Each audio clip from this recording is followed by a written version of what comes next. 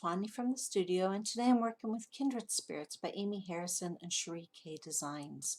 I absolutely love this collection. It's warm, vibrant, really everything that a friendship should be and is, and that is exactly what this collection is about. This is Amy and Cherie. I love that they did a page of themselves together. Today I want to work with geometric shapes. I think the plaids in this collection really work well with this. I really love this layout by Nancy. I love how the geometric shapes work perfectly. I love how they make the plaids pop. Let's take a look at how to do this in Photoshop. So here's Nancy's layout, a little bit, better detail. You can see the little squares. We're going to copy this. It's called a scrap lift, and we're going to do that on a brand new piece of paper, so to speak. It's all digital, so this is not a real paper unless you print it.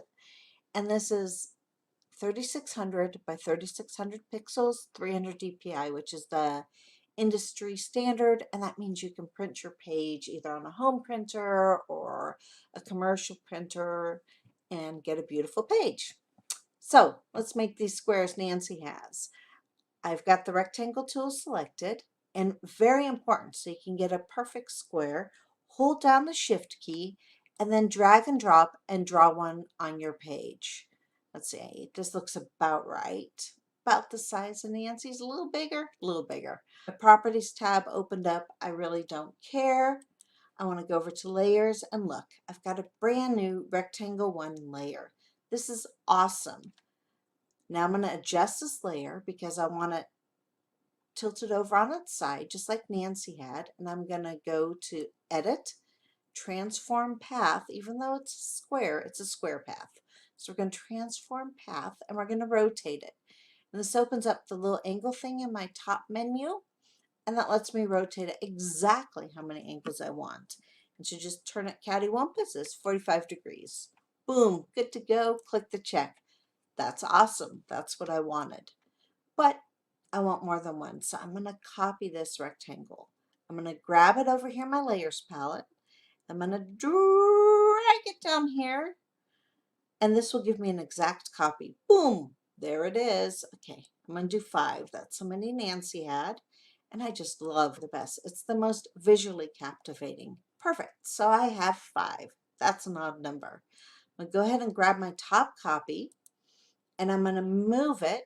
So I need to go over to the Move tool, and I'm going to move it up, straight up, straight up, straight up, until it looks like it's perfectly cut in half by the edge of my page. One done. Now I'm going to grab the bottom one. I'm going to do the exact same thing. I'm going to move it down right to the bottom of my page.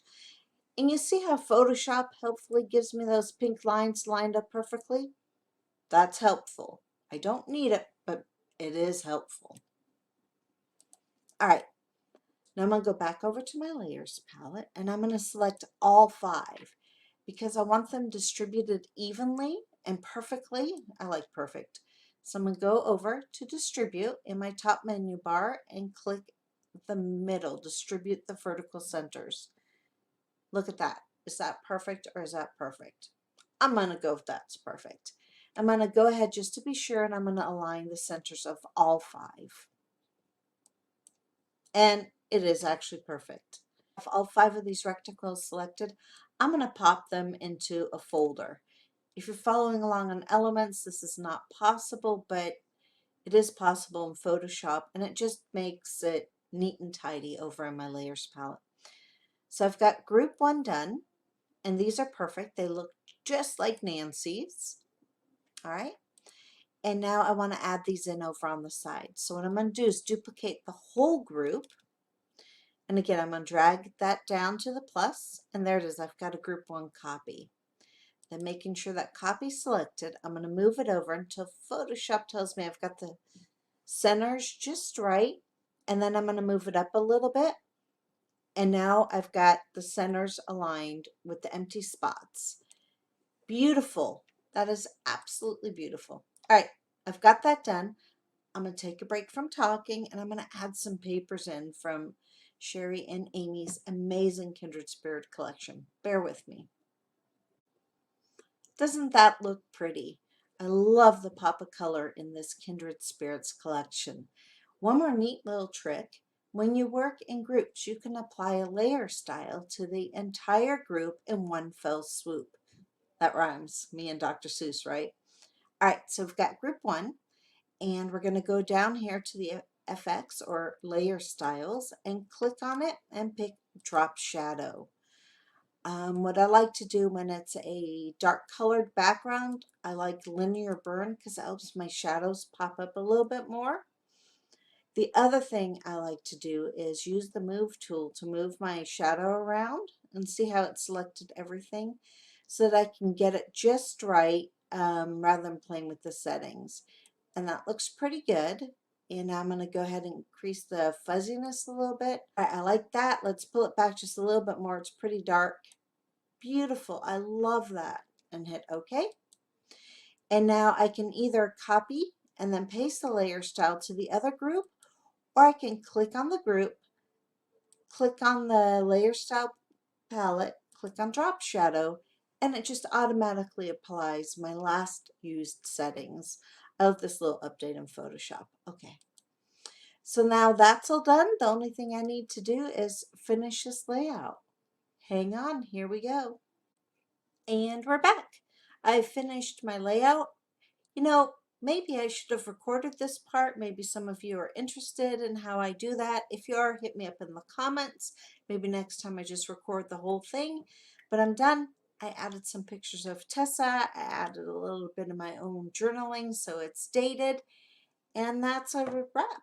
The only thing I do now is I save it, which is always important. So let's hit a save as. I'm going to save it over here in Kindred Spirits. And I put in what collection I use in my layout so I know in case the designer magically wants to showcase it, they can find it. And then I put in the date, and this was a February 2019 photo. So that's important for me so I can find it for the books I put together. All right, and so now I've saved it. I've saved it as a TIFF because I like seeing the little picture. And then my final step is I resize it to 1000 pixels. And let's just make it nice and big for you as well. Okay, to 1000 pixels. And I export that using the Save for Web Legacy so I can post it in our galleries and things like that. Oh, this is not correct. Let's find the right one. There you go. And save. And I'm done. All right, now before I go, let's take one more quick peek at the entire Kindred collection. Again, this is by Amy Harrison and Sherry K Designs. And this is the bundle which has all the previews in it. I cannot recommend it enough because I just love the colors, in case you did not notice that. And this was Twani from the studio. See you next time.